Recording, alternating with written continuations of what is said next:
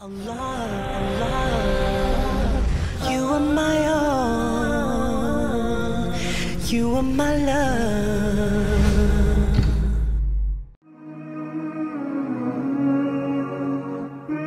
Bismillah. Some of you have heard it, the question surrounding man's purpose.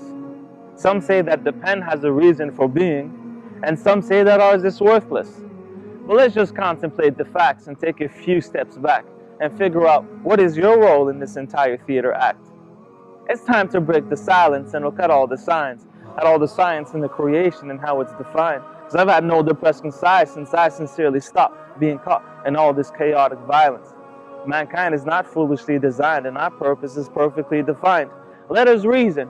What is the reason for being a human being? The sheer fact that all of this exists is a scientific miracle. To believe otherwise sounds hysterical. You got planets floating around the sun, some too close and some too far, except for this big blue one, where night follows day and day follows night. It's always on the run. It's full of seas and greens and different beings, where some interact with some.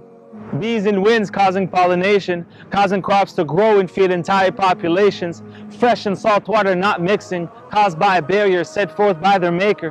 When shifting plates are causing the very ground to shake your surroundings, imagine if Allah Azza wa Jal didn't create mountains.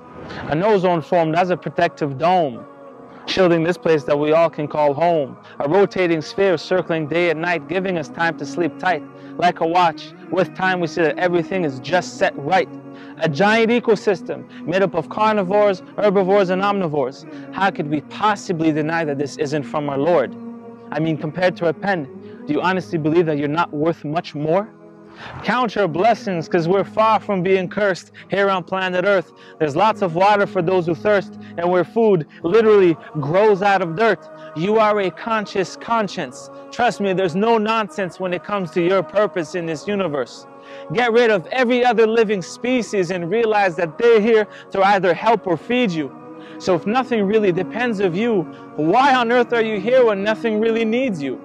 The answer is clear if you haven't already heard it. The reason we're on God's green earth is to worship. Simply put, there's no better way to word it. We know an engine has a maker since it's full of valves and pistons. Its complexity is far too great to just be a random system. Yet this whole big picture is just a random creation. Is there something I'm missing?